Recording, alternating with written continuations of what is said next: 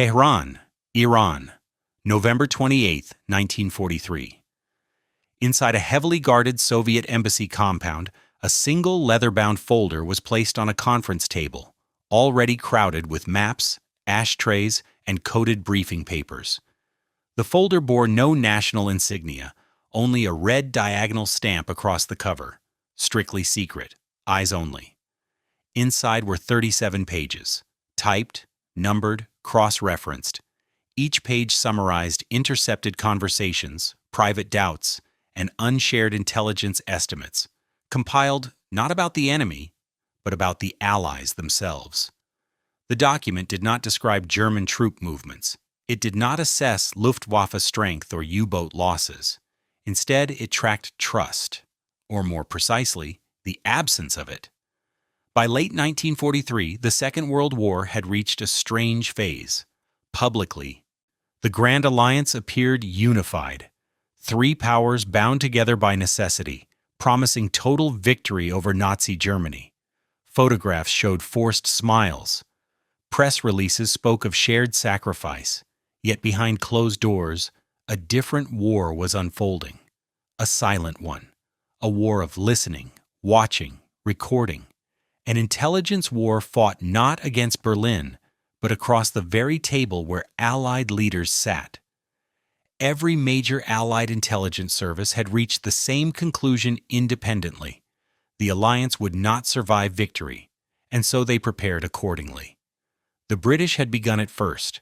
As early as 1940, the Secret Intelligence Service, MI6, classified American intelligence reliability as inconsistent under political pressure.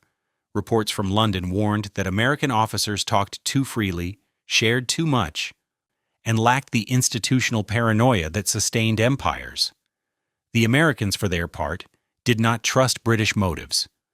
When the Office of Strategic Services was created in 1942, its internal memoranda openly questioned whether Britain intended to preserve its empire by shaping post-war Europe behind closed doors.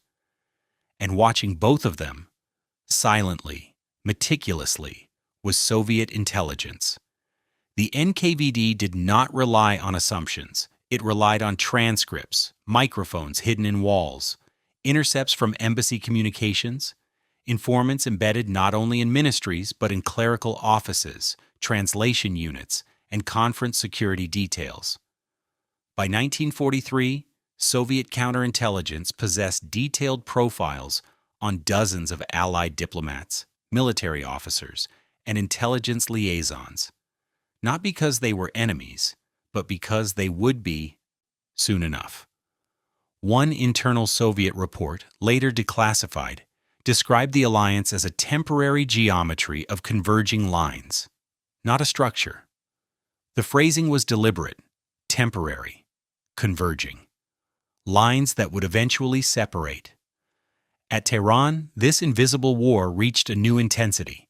While official sessions focused on opening a second front in Western Europe, intelligence officers from all three powers operated on parallel tracks. British signals specialists quietly monitored American field transmissions for indications of operational leaks.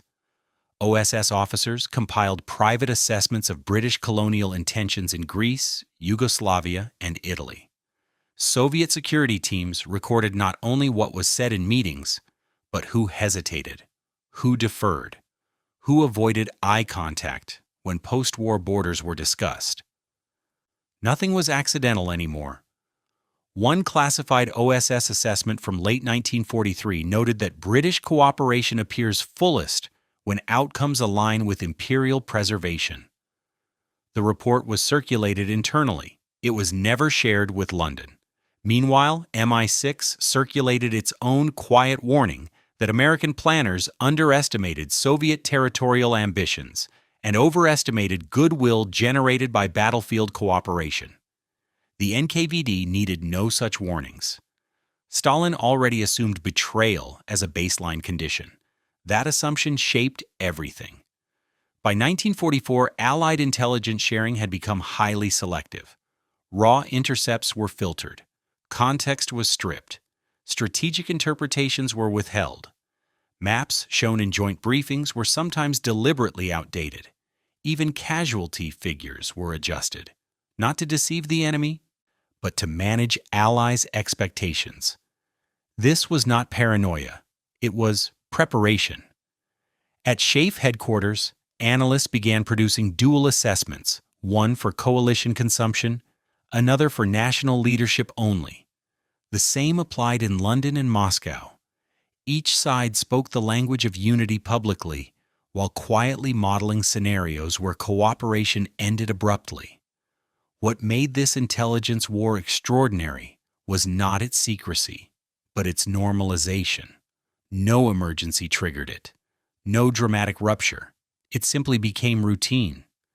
Surveillance of allies became standard operating procedure, and no one protested because everyone was doing it. British counterintelligence officers noted unusual Soviet interest in logistics corridors and supply timetables, not German defenses. American officers flagged Soviet questioning about airfield capacities in Italy and the Balkans. Soviet handlers recorded British anxiety whenever Eastern Europe was discussed in concrete terms. Each signal confirmed the same conclusion. The war after the war was already being planned. One internal MI6 briefing captured the mood bluntly. The Soviet Union does not regard this alliance as permanent. Neither should we. The document was stamped secret and filed away. It would not be cited in any official history, nor would the OSS memoranda warning that cooperation with Soviet intelligence created irreversible vulnerabilities. Those reports were suppressed in the interest of wartime unity. Publicly, the alliance held. Privately, defensive lines were already forming. By the time Allied armies landed in Normandy, the intelligence war inside the alliance was fully active. It shaped operational decisions, diplomatic language, and post-war planning in ways never acknowledged at the time.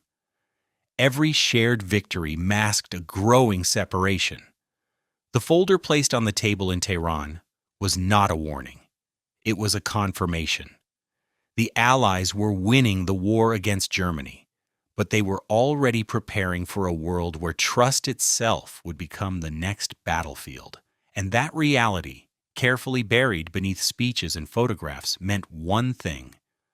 The Grand Alliance was already over, long before the war ended. By the time Allied armies were fighting side by side in Europe, the intelligence services behind them were already divided by suspicion. On paper, cooperation between Britain and the United States appeared seamless. In practice, it was cautious, conditional, and constantly monitored. The relationship between the American Office of Strategic Services and Britain's MI6 was never a partnership of equals. It was an uneasy apprenticeship that quickly turned adversarial. When the OSS was created in 1942, it entered a world Britain had dominated for decades. MI6 officers had been running global intelligence networks since the First World War. They controlled established assets, long-standing informants, and clandestine pipelines across Europe and toward the Middle East and Asia. American intelligence, by contrast, was new, rapidly assembled, and politically exposed. British officers privately viewed their American counterparts as inexperienced, talkative, and dangerously idealistic. Internal MI6 memoranda described the OSS as energetic but undisciplined. The concern was not capability, it was containment. British planners worried that American officers, driven by democratic transparency and wartime enthusiasm, would compromise sensitive networks built over generations. In response, MI6 adopted a policy of selective disclosure. Cooperation would occur, but never completely. Intelligence shared with the OSS was filtered, delayed, or stripped of sourcing details that might reveal British assets, the Americans noticed. OSS analysts began to realize that they were being given conclusions without underlying data. Reports arrived polished, confident, and impossible to verify independently. Over time, OSS headquarters in Washington compiled quiet assessments questioning whether Britain was shaping intelligence outcomes to protect imperial interests rather than Allied objectives. These assessments were never released publicly. They circulated internally, marked confidential, and framed the British not as adversaries, but as partners with diverging endgames. This tension intensified as the war expanded into southern Europe and the Balkans. In regions like Greece, Yugoslavia, and Italy, intelligence was inseparable from politics. Supporting one resistance group over another could determine post-war governments. MI6 favored factions that preserved British influence in the Mediterranean.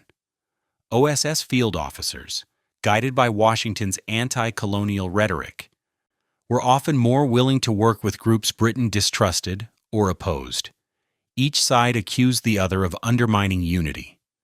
Behind the scenes, both services began monitoring each other's activities.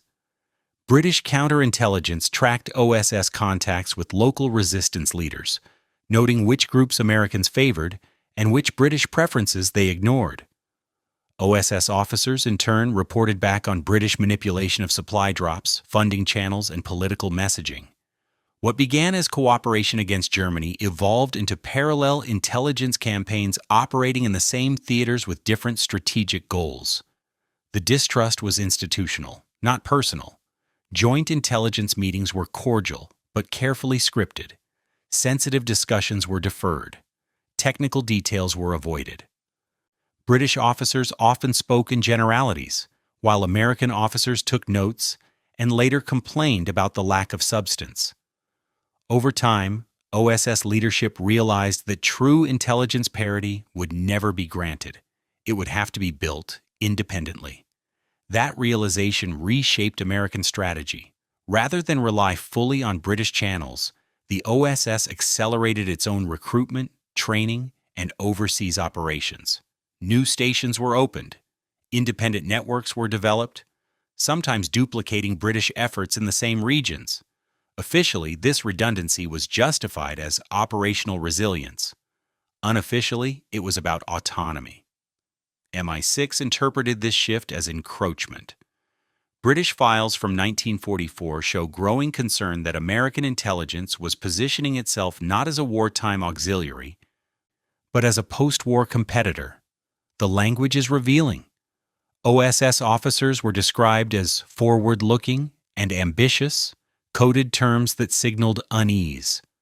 Britain understood that the war was reordering power. Intelligence dominance would not survive imperial decline. The distrust reached its peak during preparations for the liberation of Western Europe.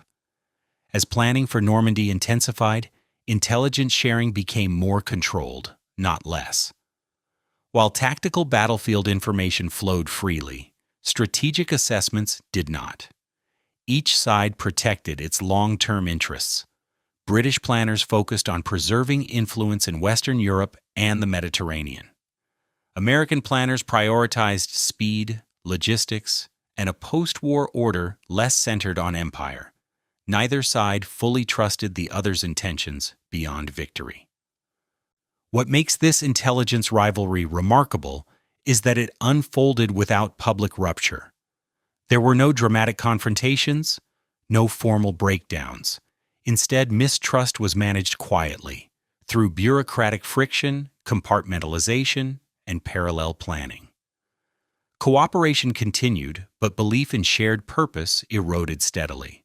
By late 1944, both services were already thinking beyond Germany. OSS officers were drafting post-war intelligence frameworks that assumed Britain would be a partner, but not the senior one. MI6 officers, reading the same signs, prepared for a future where American intelligence power would dominate. Neither side said this openly. They did not need to. The intelligence war inside the alliance was subtle, disciplined, and professional. It produced no explosions, no arrests, no headlines. Yet it permanently altered the balance of power between two nations that would soon claim to lead the free world together. They emerged victorious against a common enemy. But they did so, having already accepted that the alliance itself was temporary. And while the OSS and MI6 continued to exchange handshakes and memoranda, Both understood the truth that never appeared in press releases. The intelligence partnership was already preparing for life after trust. While British and American intelligence services learned to distrust each other cautiously, Soviet intelligence never bothered with restraint. From the very beginning of the Grand Alliance, Moscow assumed deception as a constant. Cooperation was tolerated only because it was useful. Trust was never part of the equation, and the organization tasked with enforcing that worldview, the NKVD, did not wait for proof before acting. By 1942, Soviet intelligence had already concluded that the Western Allies were planning not only to defeat Germany, but to shape Europe in ways hostile to Soviet control. That belief did not originate in paranoia alone. It was reinforced by patterns: hesitation over second front timing, ambiguity over post-war borders, and selective intelligence sharing. To Stalin, these were not misunderstandings. They were signals. The NKVD responded methodically. Unlike British and American services, which debated how much to share, the NKVD focused on how much to extract. Its primary objective was not battlefield intelligence. It was intent. What did the Allies plan to do after victory, and when would cooperation end? To answer that, Soviet intelligence embedded itself wherever Allied decision-making occurred. Allied embassies in Moscow were compromised almost immediately. Microphones were hidden behind walls, inside furniture, and within wiring conduits. Hotel rooms used by visiting diplomats were thoroughly monitored. Interpreters, clerks, drivers, and maintenance staff were quietly vetted and, where possible, recruited. NKVD files from the period show obsessive attention to mundane detail: who met whom, how long conversations lasted, who appeared nervous, who lingered after meetings. Nothing was too small to record. At Allied conferences, Soviet security forces controlled the physical environment. Rooms were selected carefully. Furniture placement was deliberate. Guards were loyal to Moscow alone. While Western delegates believed they were negotiating in secure spaces, Soviet technicians ensured otherwise. The result was a steady flow of raw intelligence: unguarded remarks, private frustrations, offhand admissions that never appeared in official minutes. This intelligence fed directly into Stalin's strategic calculus. What the NKVD learned confirmed his instincts. British officials worried openly about Eastern Europe but lacked leverage. American officials spoke of self-determination yet avoided concrete enforcement mechanisms. Both sides, in different ways, signaled that they would not confront Soviet advances militarily once Germany collapsed. From Stalin's perspective, this was not alliance behavior. It was acquiescence. The NKVD did not stop at passive surveillance. It actively shaped perceptions. Information obtained through monitoring was selectively fed back into negotiations, not directly, but through subtle pressure. When Soviet negotiators referenced Allied concerns that had never been officially shared, it unsettled their counterparts. It suggested omniscience. It reinforced the sense that Moscow always knew more than it revealed. This psychological advantage mattered. Western intelligence officers occasionally suspected compromise, but wartime necessity prevented confrontation. Raising accusations against an ally risked diplomatic breakdown. As a result, suspicions were documented, filed, and ignored operationally. Soviet penetration continued uninterrupted. In Washington and London, analysts debated how much Stalin truly knew. In Moscow, the NKVD kept receipts. By 1944, Soviet intelligence assessments were remarkably confident. Reports predicted that Allied armies would halt along broadly anticipated lines. They anticipated British reluctance to confront the Red Army in the Balkans. They assessed American leadership as unwilling to risk another major war immediately after Germany's defeat. These were not guesses. They were conclusions drawn from Allied words spoken in supposedly private settings. The NKVD's success reshaped Soviet wartime behavior.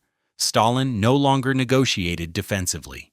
He pressed. He demanded recognition of territorial realities before they existed on paper. He treated vague promises as confirmation rather than reassurance.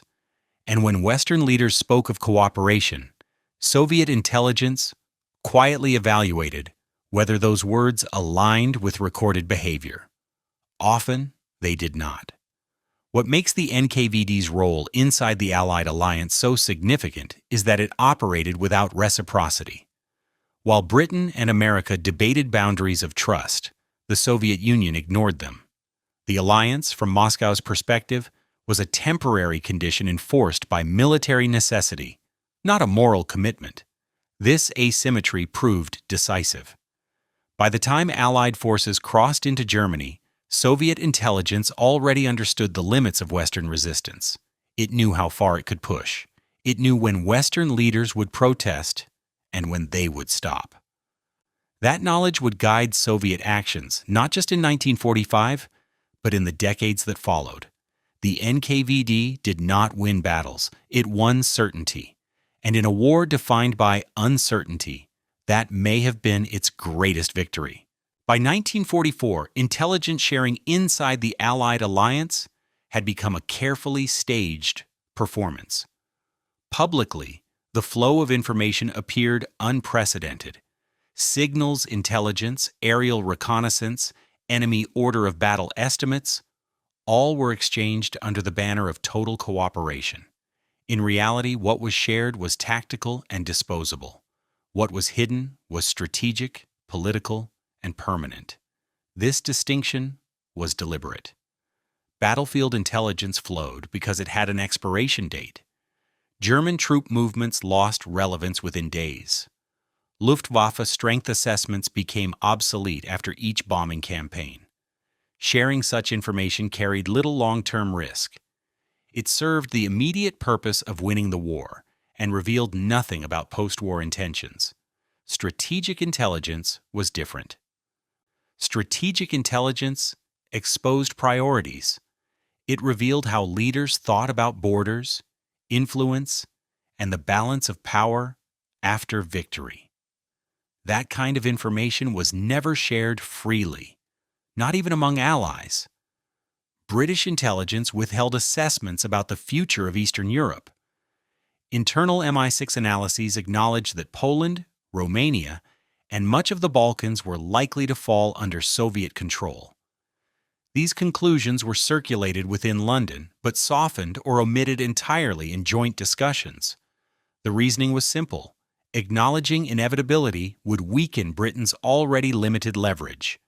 American intelligence took a different approach. OSS planners focused on building post-war influence through institutions rather than territory.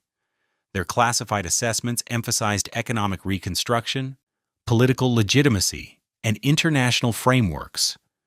But these ideas were rarely presented in full to either Britain or the Soviet Union. Washington feared that premature disclosure would invite resistance, or worse, exploitation. And the Soviets shared almost nothing. Soviet intelligence doctrine treated information as a weapon, not a currency. The NKVD extracted relentlessly, but revealed selectively. When Moscow provided intelligence, it was designed to reinforce narratives favorable to Soviet objectives. Raw data was rarely handed over. Context was controlled. The appearance of cooperation mattered more than its substance. This asymmetry created an intelligence imbalance that shaped negotiations. In joint briefings, maps were often simplified. Lines were drawn vaguely. Future scenarios were discussed abstractly. When questions turned concrete, who would occupy which territories, how elections would be enforced, what military presence would remain, the conversation shifted back to the war at hand. Germany first, everything else later. That deferral became policy. All three powers understood that post-war clarity would limit flexibility. Ambiguity preserved options. So intelligence services became gatekeepers of ambiguity. They filtered what leaders heard and, just as importantly, what they did not. One example illustrates the pattern clearly. As the Red Army advanced westward in 1944, Allied intelligence tracked not only German withdrawals, but Soviet political behavior. Reports documented the rapid installation of sympathetic administrations, the sidelining of non-communist resistance leaders, and the quiet presence of Soviet security units behind front lines. These reports circulated internally in Washington and London. They were not incorporated into joint planning discussions. Why? Because acknowledging them would require a response. British and American intelligence both concluded that confronting these developments militarily was unlikely. The cost would be enormous. The appetite was absent. As a result, intelligence that demanded action was compartmentalized. It existed, but only on paper. What was shared instead were reassurances. Soviet statements about future self-determination were passed along optimistically. British hopes for negotiated influence were emphasized. American faith in post-war diplomacy was highlighted. Each side selectively amplified intelligence that supported its preferred outcome.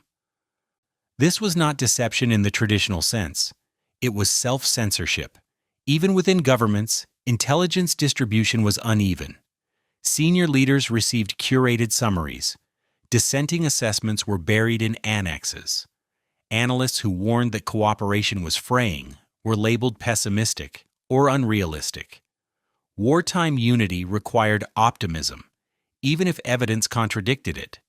The result was a shared illusion, sustained by controlled information.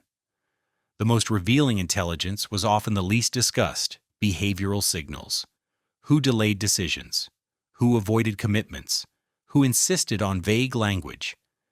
Intelligence officers noticed these patterns immediately. Diplomats felt them intuitively. But translating that awareness into policy proved impossible.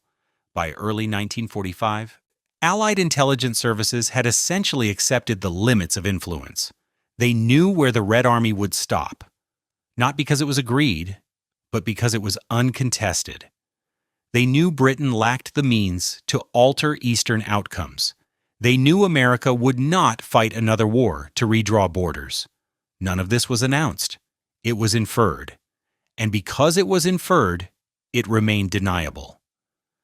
This distinction between shared and hidden intelligence explains why the alliance appeared functional until the very end. Cooperation continued because it addressed immediate needs. Conflict was postponed because acknowledging it would force choices no one wanted to make. When victory came, the intelligence files told a clearer story than the speeches. They showed an alliance that had mastered coordination but abandoned consensus. A coalition that won a war together while quietly preparing for separation. A partnership sustained not by trust, but by the careful management of what each side chose not to reveal. The intelligence war inside the alliance did not explode. It simply narrowed. And in that narrowing space between shared facts and hidden truths, the post-war world was already being shaped. In most wars, espionage ends with arrests, trials, and public reckoning. The intelligence war inside the Allied alliance ended differently. It produced names that were never charged, files that were never opened in court, and betrayals that were quietly absorbed rather than exposed. The reason was simple. Prosecuting them would have meant admitting that the alliance itself had been compromised. By 1944, all three major Allied powers possessed evidence, direct or circumstantial, that their own institutions had been penetrated by friendly intelligence services. Yet almost none of these cases resulted in wartime action. Instead, they were managed administratively, reassigned, sidelined, monitored, forgotten. This was not weakness. It was calculation. British counterintelligence identified multiple Soviet-linked sources within diplomatic and military administrative circles. Some were ideological sympathizers. Others were motivated by access, status, or money. In a normal context, these cases would have triggered prosecutions. In wartime, they triggered silence. Bringing charges risked diplomatic crisis and undermined the narrative of Allied unity Britain depended on. American intelligence faced a similar dilemma. OSS officers encountered repeated indicators that information shared with the Soviets appeared elsewhere, sometimes in Soviet negotiating positions, sometimes in internal communications intercepted indirectly. Analysts could not prove transmission paths conclusively, but patterns were unmistakable. Files were opened. Notes were taken. But no public cases emerged during the war years. The fear was not embarrassment. It was escalation. Arresting a suspected Soviet asset would invite retaliation. It would expose vulnerabilities. It would signal distrust. Worse, it would force leaders to confront whether cooperation with Moscow was already unsustainable. No one was prepared to do that while Germany still fought. The Soviet approach was colder.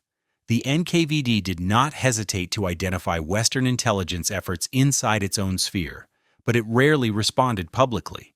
Suspected Western agents were neutralized quietly. Access was cut. Surveillance intensified. When arrests occurred, they were framed as internal security matters, never as Allied disputes. Moscow understood the value of plausible deniability. What united all three powers was a shared incentive to bury the evidence. Double agents existed not because counterintelligence failed, but because exposing them threatened something larger. The alliance required the illusion of trust more than it required purity. One revealing pattern appears repeatedly in declassified files: reassignment without explanation. Officers suddenly removed from sensitive roles. Diplomats transferred to obscure posts. Intelligence liaisons rotated out under the guise of routine changes. Officially, these moves were administrative. Internally, they were damage control. No press releases followed, no trials, no warnings. The silence extended upward. Senior leaders were often informed only in broad terms. They were told that security concerns existed, not that specific individuals were compromised. Names remained compartmentalized. This prevented leaks, but it also prevented accountability. In effect, intelligence agencies chose stability over exposure. The consequences were profound. By allowing suspected penetrations to remain unresolved, the Allies normalized compromise. Information sharing became increasingly abstract. Trust was replaced with procedural cooperation. Each side assumed leakage as a baseline risk and adjusted accordingly. This environment rewarded deception. Individuals who navigated it skillfully could operate for years without consequence. They learned what to share and what to withhold. They became conduits, not for secrets, but for atmospherics, tone, hesitation, confidence.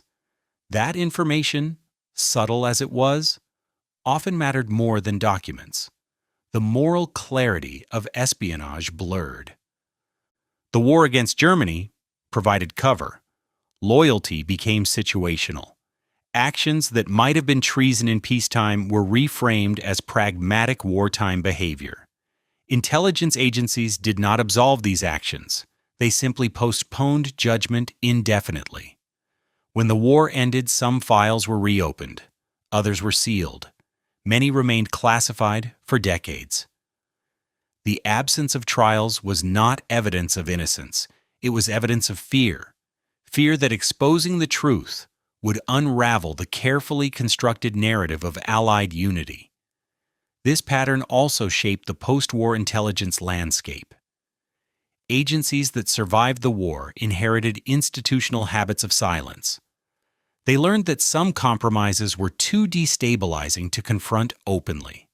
They learned to manage damage quietly rather than risk public trust. This ethos carried forward into the Cold War, where espionage scandals would erupt periodically, but always selectively.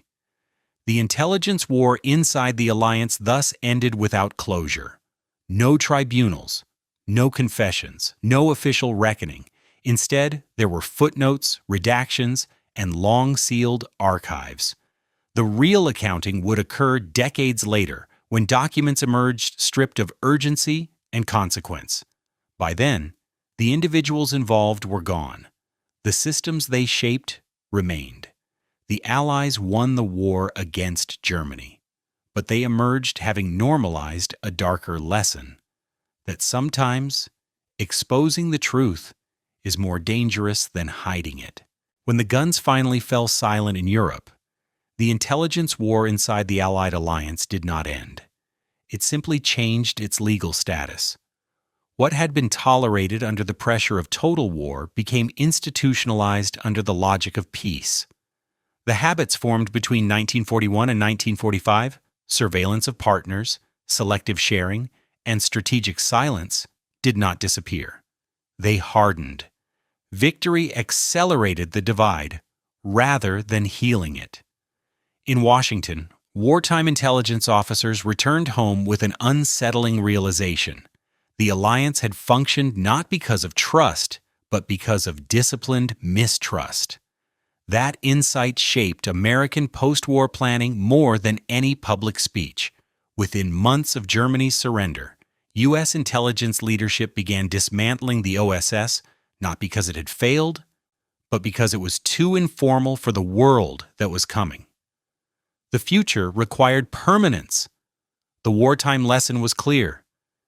Intelligence could no longer be improvised, personality-driven, or dependent on Allied goodwill. It had to be centralized, professionalized, and insulated from political optimism. The memory of filtered British reports, unreciprocated Soviet cooperation, and unresolved penetrations all fed into the same conclusion. The next conflict would be quieter, longer, and more ambiguous, and it would begin immediately. In London, Britain faced a different reckoning. MI6 emerged from the war experienced, respected, and exhausted. The empire it had once protected was visibly shrinking. Intelligence dominance could no longer rest on global reach alone. British planners understood that their role would shift, from senior partner to indispensable specialist. Cooperation with the United States would continue, but on new terms. Those terms were shaped by wartime distrust. The Anglo-American intelligence relationship that followed was closer than before, but also more formal. Agreements were written, boundaries defined, sharing protocols codified. The unspoken rule was that nothing would ever again rely solely on personal trust. Systems replaced assumptions. In Moscow, the transition was more abrupt. Soviet intelligence emerged from the war confident and aggressive.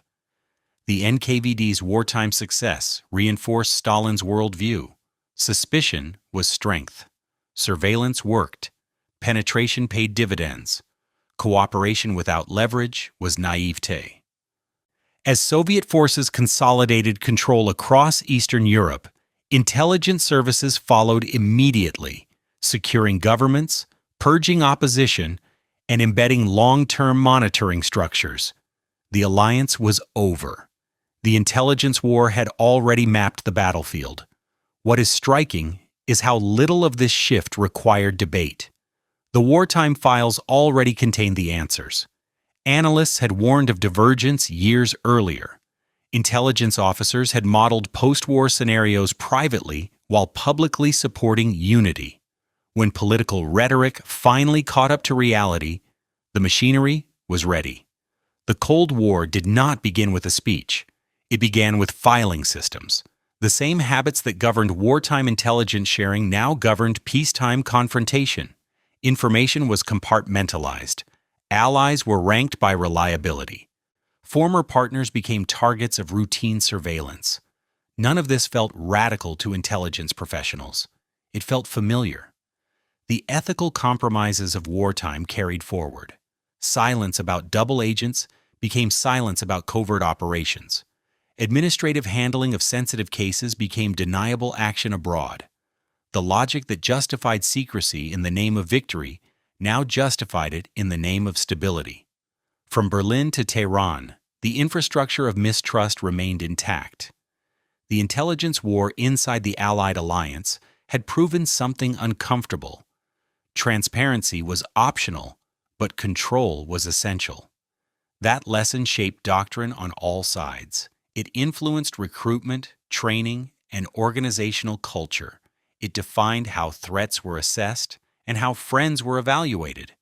In public memory, the alliance dissolved gradually, through speeches, crises, and ideological clashes.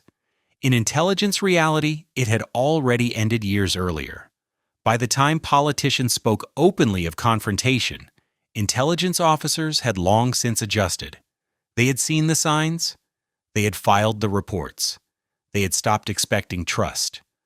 What emerged from the war was not peace, but a colder continuity. The war against Germany ended in 1945. The intelligence war between allies did not. It became permanent. When the official history of the Second World War was written, the Grand Alliance was presented as an extraordinary achievement. Three vastly different powers united by necessity, overcoming ideology to defeat a common enemy. Photographs showed unity. Communiques promised cooperation. Victory parades sealed the image. The intelligence record tells a colder story. Behind every conference photograph was a parallel archive. Behind every handshake was a set of assumptions never spoken aloud. By the time the war ended, the Allied alliance had already been hollowed out, not by betrayal, but by preparation. Each side had learned, independently, that trust was a liability it could not afford. This realization did not arrive suddenly. It accumulated. It came from British files noting American optimism that ignored imperial realities. From American memoranda documenting British selectivity and Soviet opacity. From Soviet transcripts confirming that Western leaders would protest loudly but act cautiously. Each fragment reinforced the same conclusion. Unity was tactical, not structural. The alliance worked because it had to. It endured because it was temporary. What makes this intelligence war so consequential is that it shaped the peace more than the fighting shaped the war. Borders, spheres of influence, and post-war institutions were not decided in moments of dramatic confrontation. They were settled gradually, through expectations formed in silence. Intelligence officers knew who would advance where. They knew which promises would be enforced and which would dissolve. They knew which protests were symbolic and which might carry consequences. This knowledge did not come from declarations. It came from behavior, recorded, cross-referenced, and filed away. By 1945, the outcome was already legible. Eastern Europe would fall under Soviet control not because it was agreed in principle, but because it was uncontested in practice. Britain would emerge diminished, not because it lost the war, but because it lost leverage. The United States would inherit leadership of the Western world not through conquest, but through capacity, economic, military, and institutional. The intelligence war had forecast all of it. When wartime intelligence organizations were restructured, their new mandates reflected these lessons. Temporary cooperation gave way to permanent vigilance. Former allies became objects of routine assessment. Surveillance was no longer an emergency measure. It was doctrine. In the United States, this mindset would crystallize into a permanent intelligence establishment, one designed not for total war, but for endless uncertainty. The creation of the Central Intelligence Agency formalized what wartime experience had already proven. The next conflict would be fought quietly across decades, without declarations or clear endpoints. Britain adapted by specializing. Intelligence became its currency of relevance in a world where imperial power faded. Cooperation with Washington deepened, but always within clearly defined limits shaped by wartime mistrust. The Soviet Union moved fastest of all. Intelligence did not merely inform policy, it enforced it. The structures built during the war were repurposed to secure post-war dominance.